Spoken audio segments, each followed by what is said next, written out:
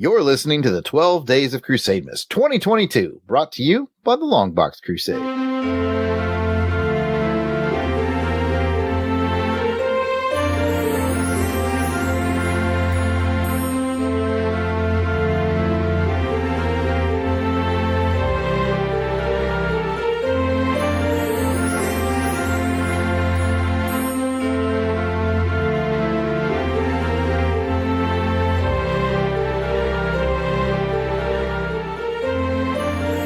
5 Lone Wolf Cub. Hello and welcome to the 5th day of the 12 Days of Crusademas for 2022, brought to you by the Longbox Crusade. The 12 Days of Crusademas is our gift to the podcast community to celebrate the holiday season, and we're celebrating this joyous season by sharing with you some comic book titles that may have gotten by you in the past. Each of the 12 Days of Crusademas will bring you a hidden gem of a comic book series brought to you either by one of our Holly Jolly co-hosts or one of our podcast celebrity guests until we get all the way to December 25th, Christmas Day. I'm your host for this 5th day of Crusademas, Jared Albrick, the Christmas Probe. And here are the 3 little drummer boys joining me for today's unwrapping. First of all, I want to welcome Delvin, the Christmas Web Williams. You rarely get to go first. Welcome.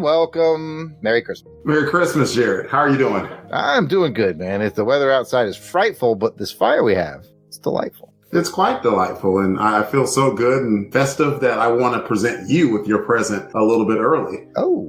It's Skull Candy headphones. Like, I heard that, like, you're having, like, a communication issue going on. Are they Rasmus? I heard that you had to, like, charge your headphones and everything. And we're a professional outfit, Jared. I don't know if you know that or not. Right. So, like, just make sure that next time you have headphones that plug right in and do. Thanks. Thank you. Thank you. Welcome to Bizarro Christmas, everyone. Love you, buddy. Love you too. All right. Let's check in the most weaselest of the Christmas skulls. Oh, never mind. We'll save him for last because I know what's coming. I know what's coming. Let's check in with DJ Christados Kringle. Welcome to your own show and your own network, Christados Kringle. Hey, Merry Christmas. I had something for you, some headsets from my DJ equipment I wanted to give you, but I guess Delvin beat me to it. Don't worry. I got it, Pat. I got it. I'm all over it, dude. Okay, well. Man with a plan. That's what they call me. Yeah. Leonardo! You know what we want, Pat. What? Where we at? Sure. Yeah. I think you have a reading for us. I do have a reading to continue on our installment of Twas the Night Before Crusademas. We are now on the 5th. This is the 5th episode, so we're going to do the 5th saying for this poem that I put together here. And why don't we go ahead and everybody sit back. I want you all to get comfy as we continue on with the next few verses from this poem.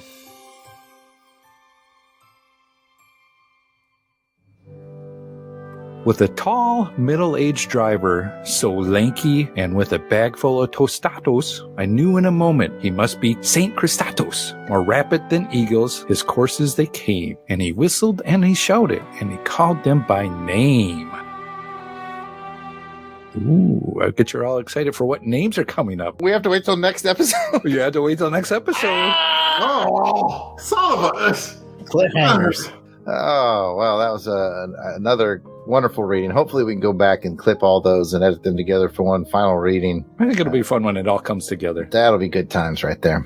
All right, let's just get through this. All right, welcome back to the show. Jason the Christmas Weasel, Albrick. Merry Christmas. Merry Christmas, guys. As usual, the floor is yours, Mary Jane. The floor is mine. It's about time. It is almost party time, everybody. And there's lots to do. Pat, I told you to put those exterior decorations up. I'm Get up there on the roof. But I was working on the my roof. Is on fire? The roof. Something's gonna be on fire if you don't get up there and get those decorations going. Jared, y'all sale artist, Death Pro, whatever you call yourself these days. Yes, MJ. Did you get with the lawyers? About which thing? You know, the Ruth and Darren thing. We got to make sure that everything is ready to go. Yes. You know, they kind of got in that scuffle with the fire and water guys last time. Yeah. Yep. Nope. I want no shenanigans. We're going shenanigan free, MJ. No shenanigans. I don't mean cleaning up those messes. Delvin. Yes, Mary Jane. Baby, you just stand there looking sexy. This is BS. You know what I'm talking about? Yeah, hey. We'll talk later. Weasel Skull. Yes, Mary Jane. What are you doing? I'm letting you have my time. Fair enough. All right. Get on it. Wait a minute. I see an extra person in here. It is Omaha bound. What's your name, sir? Well, Merry Christmas, everybody. My first name is Omaha, last name Bound, middle name... What was it before you changed it? And right. There we go. Rest in peace. We made it through another one. Sorry, guys. A tradition like no other. Other. Oh, well, since we've made it through that, it's time to introduce our special guest, as Mary Jane kind of did. Joining us today around our delightful fireplace, it's Tim Benson from OmahaBound.com. Welcome back to the network, Tim. Hey, Merry Christmas, everybody. Merry Christmas, Tim. I've got headphones, I've got microphones, I've got speaker cords, I've got adapters, batteries. None of them work, though, so... He's got all that. He's got empty DVD cases. Oh, yeah. Rope. Yeah, blank CDs. No gaming headphones. What are those? Oh, my goodness. Well, we're going to make it happen. We're going to make it happen with the... it's going to be a Christmas miracle, folks. Oh. But the main question is, we see that you do have a stocking, and you have something gift-wrapped inside that stocking, and we'd like to know what it is. So, I was asked to fill my stocking with one of the best books I've ever read, and that I don't think most people have. And so, I found a holiday spirit-filled book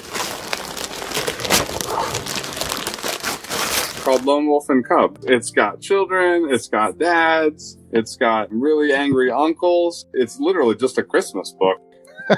So, there's snow. I remember snow being there's a huge snow in the first book, so I thought it was appropriate for this 5th day of Christmas. Awesome. So yes, Tim has brought us Lone Wolf and Cub #1 from First Comics, 1987, which actually was first published in March of 1984. So saith the note that Tim put in there for me, because it was originally published in Japan. Now, Tim, may we have a brief history of the series and the creators, as much as you know? So Lone Wolf and Cub originally serialized in Japan, and I'm gonna really do terribly with the names here, but by Kazuo Koike and Goseki Kojima, and serialized and then first brought to the US in a couple formats, but the first one that's maybe most well known is First Publishing put out a series of issues, and so each issue collected a few stories, and they, standard comic size. They did not finish the series before they either lost their rights, lost all their money, or lost interest, and nobody really knows what happened with First Publishing, but most likely just declining sales for the series over the years, and tough to find. First Publishing not widely distributed, things like that. So really found its second wind in the US when Dark Horse picked up the rights, and they put out these little phone books. They're like super thick,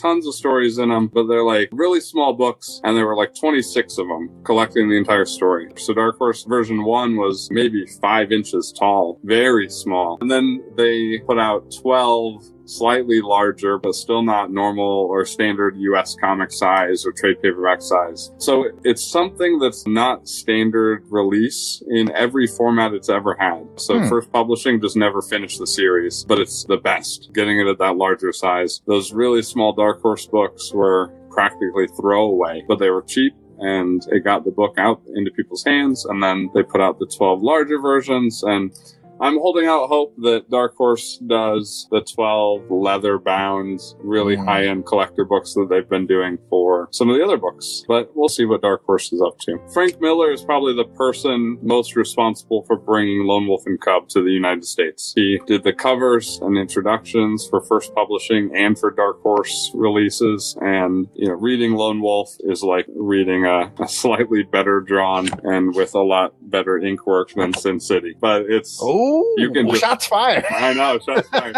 You can feel everything Frank Miller's ever done in Lone Wolf and Cub, from Daredevil and Wolverine to Sin City. It's all got its roots in Lone Wolf and Cub. So he's pretty much the reason it's one of the most well-known Japanese samurai era books. But all that said, a lot of people know about Lone Wolf and Cub, but very small audiences actually read it. So I thought it would be a good book that is accessible. It's easy enough to find, but most people haven't taken that dive. So Tim, my next question for you is, and you alluded to this, but what are some of the main reasons you love this book in particular? What grabs you about Lone Wolf and Cub? I'm a big samurai and Japanese history, that era. A big fan of that era and the stories that come out of that. Some of the reasons that make Wolverine so popular, that nobility yet killer types. He's going to take care of stuff, but he's going to only do it for the right people. That kind of nobility that we love in some comics. A lot of that is dominant theme in samurai fiction. So that definitely appeals to me. So I first read Lone Wolf on my honeymoon a long time ago. Now I've got kids and I read it from a different perspective, or maybe some different emotions attached to it. But I'm a big fan of black and white. I love that it's not designed to be colored. It's designed as a black and white book. Excellent. Now is the part of the show where we're going to go around to find out, has anybody read Lone Wolf and Cub before? And, let's go counterclockwise. Jason, you ever read Lone Wolf and Cub? Yes, sir, I have. Not as much as Tim, obviously, but I have enjoyed some Lone Wolf and Cub in the past. I have a couple Lone Wolf and Cubs in my collection. And in fact, I've read this issue that was brought before us before I realized as I got into it. All right, Pat. No, I'm in that category that Tim said earlier, that I've heard of it, but never delved into it. Excellent. Delvin? I'd heard of the title, but I'd never read the book.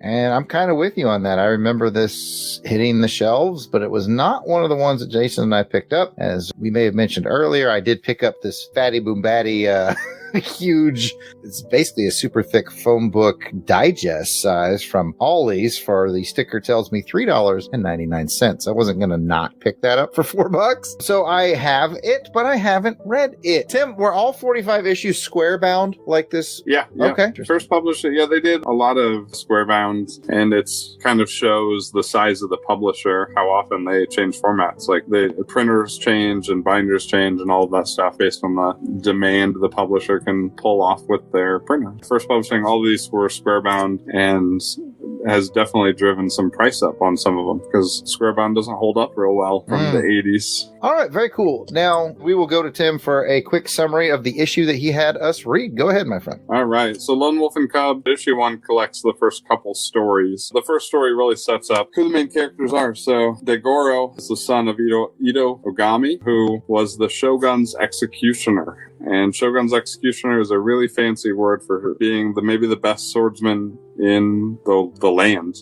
And a little bit of judge, jury, executioner, a little bit of governor. There's a lot of stuff wrapped up in that role. But be a feuding clan sets him up to take the fall. His wife is murdered by this clan, and they set it up for him to have to take the fall. And to be able to preserve honor, the Shogun orders him to perform ritual suicide. And he refuses to do that when he sets off on the path or the road to hell. And one of the toughest, best, coolest, I don't know the right adjective for it, is moments in the whole book as he gives his very young son, Daigoro, the choice to either take the toy or take the sword. And if he takes the sword, he'll join him on his path. If he takes the toy, he'll join his mother. But Ogami is gonna get revenge for the murder and the feud. So son and father, he picks the sword, spoiler. And so son and father break the command, and he defies the Shogun's order and sets out to seek revenge against the clan. From that point on, he goes on his journey to find the clan and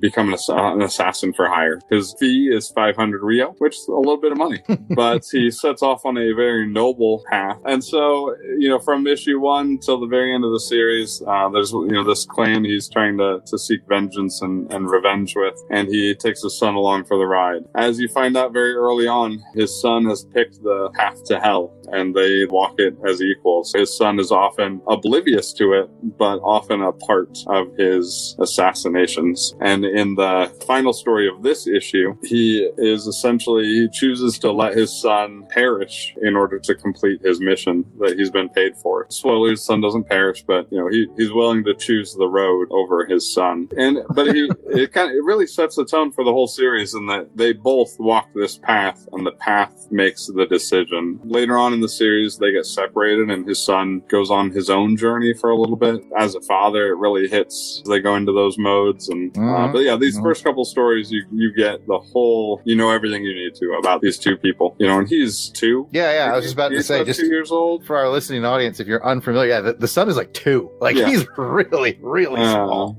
He's given the choice between the toy and the sword and has no idea what he's deciding. It's all fate and luck at that point. Yeah. Very, very cool. So now we'll go around the room and see what each person thought of the issue. This time we'll start with Delvin. Delvin, what did you think of Lone Wolf and Cub #1? Action. I didn't read it. Clever. All right. Yes. Okay. I did read it, and I don't know. It was an interesting read. Obviously not a bad read. I was reminded of, I don't know if I'm the only one out of the 5 of us who has watched Bob's Burgers or not, but Bob and his daughter Louise, they have a series that they follow. It's an anime cartoon called Hawk and Chick, and it has to be modeled off of Lone Wolf and Cub. It has to be. A lot of talk about honor, and it's interesting. Tim was mentioning about God willing it. You know, if God wills it, it's like, well, he wasn't talking about God. He was talking about demons. He was pretty set that he was on his path to hell, and there was a lot of talk about honor. I mean, not just with him, not just with Lone Wolf, but also with heck, the second half of the storyline, there were a group of guys that were like, okay, we went against our Lord, even though we think our Lord is dishonorable, we went against our Lord. And so our plan is we want you to kill us so you can get favor to go and then kill him. And it's just like, oh my God. Yeah. I thought I was going to be able to mail it in at some points. And I was like, no, you got to follow. I was like, you got to follow the story. You can't mail it in or it gets too confusing. I understood it though, because they were so honor bound that they knew what they were doing was a betrayal, but they knew that what the emperor was doing was a betrayal, even bigger. So they sacrificed themselves to get him sacrificed. I understood it. It was just heavy. It was heavy. And heck, even the decision that Lone Wolf made to leave his son behind, that was heavy too. And it got flooded with that. The whole thing heavy. I could see why it was so beloved. I really do, because of just the braveness of the storytelling. How often in American comics are you going to see a father completely leave his toddler son behind for like 5 days? Are you even going to see that written in an American comic? Probably not. I mean, people would flip out, even though it's a fictional character and you're telling a story, much less your main character being an assassin who is carrying his toddler son around, watching him murder people left and right. Heavy. That's probably the biggest adjective that I just keep coming back to. And it wasn't bad by any means. It was a good read and I definitely understood it, but just the whole thing, just a lot of heaviness. All right, Pat. Heaviness? Yeah, I could definitely feel that heaviness that Delvin was talking about and a lot of the honor in that too. I wanted to jump in when Delvin was talking about the 4 or 5 guys that got together to go against their master, and how the lone wolf, he's like, when the other enemies come up and he's pretending he's there above them, he tells them he wants them to have a honorable death. So it's very cool. And,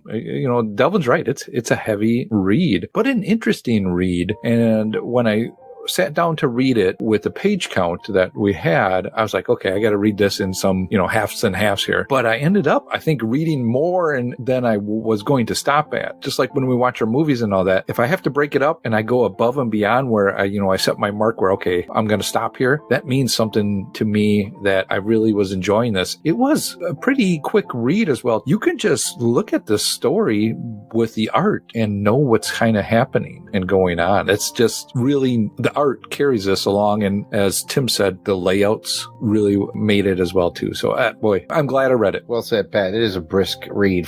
This is, I think, the largest page count book we've ever had on a Crusademas, but it didn't feel like the longest read we've ever had. That honor still goes to Delvin.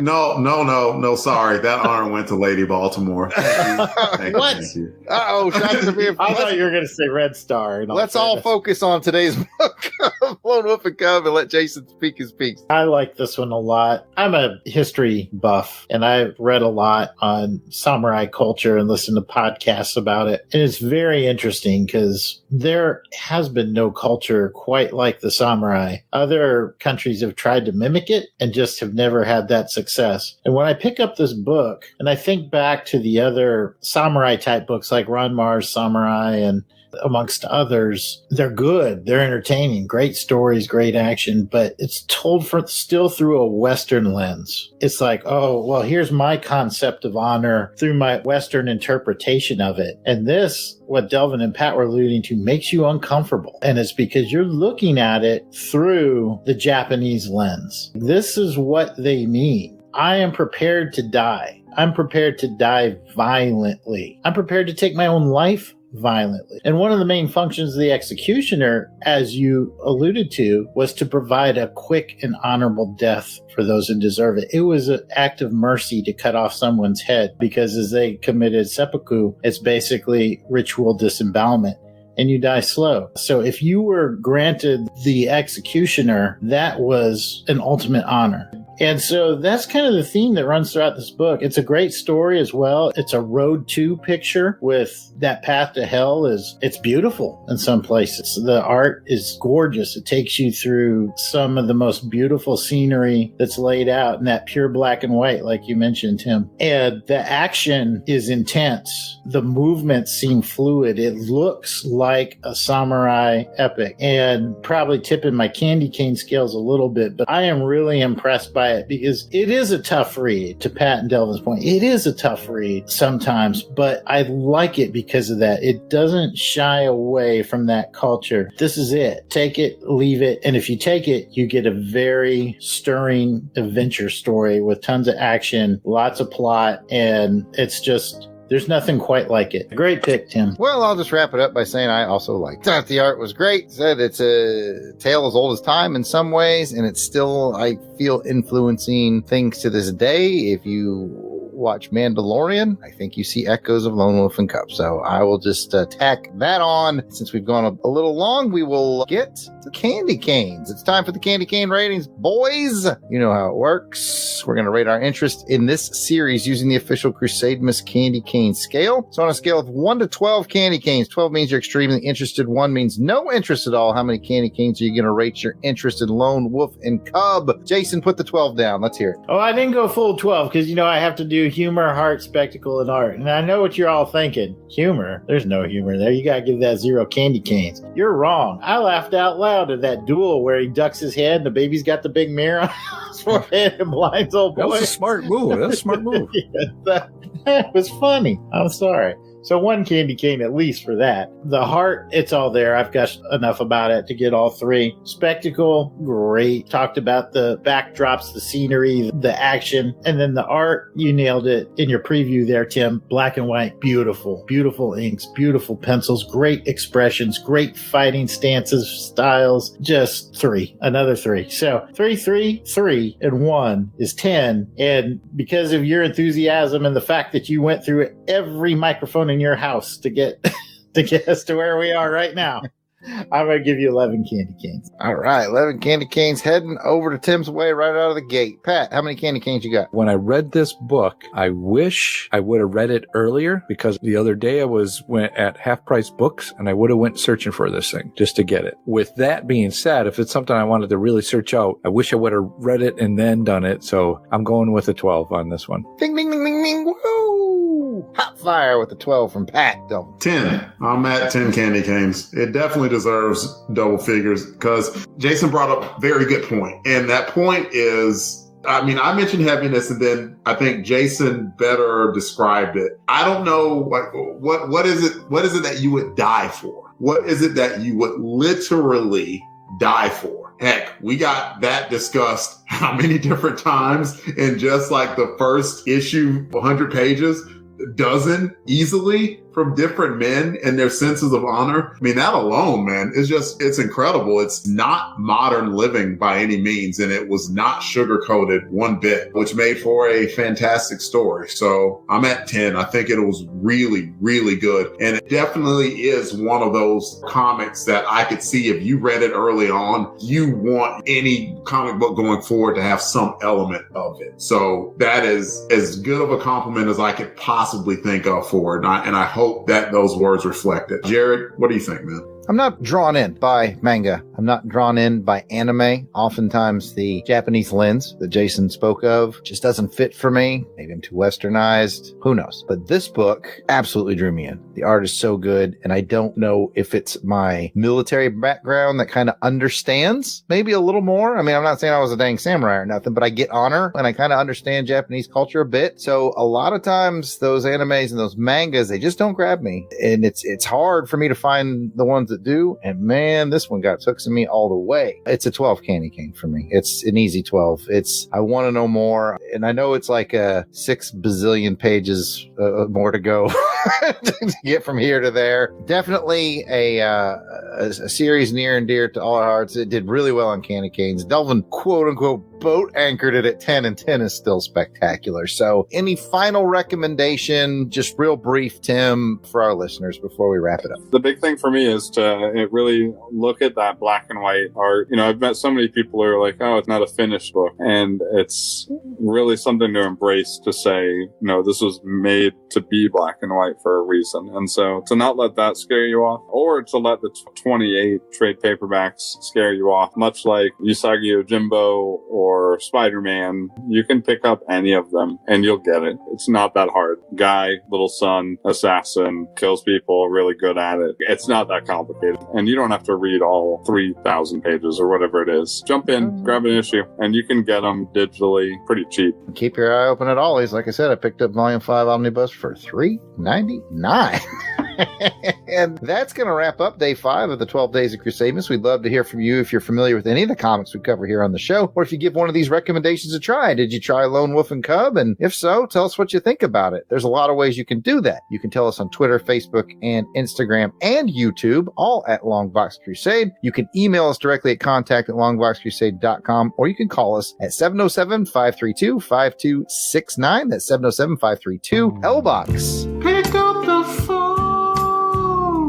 Well done, Delvin. I actually looked up to see how to say pick up the phone in Japanese, so I'm going to do that now. I'm kidding, I didn't do that. All right, if you're loving Crusademas and didn't get a chance to listen last year, you just want to hear more Crusademas, you can scroll back far enough in our feed. You'll find all the episodes from Crusademas past 2021, 2020, 2019, 2018, or even we kicked this all off in 2017. Seems like yesterday. Thanks for listening. Be sure to come back tomorrow to find out what the next gift is going to be from under the tree here in our festively decorated Longbox Crusade studios. Do you have any holiday wishes for the listeners, Tim? Read Sin City and celebrate your little 2-year-olds. Don't make them choose swords. Those are profound holiday wishes. All right, we are out of here. Cristados, play us a little bit of a Christmas jam. Whack.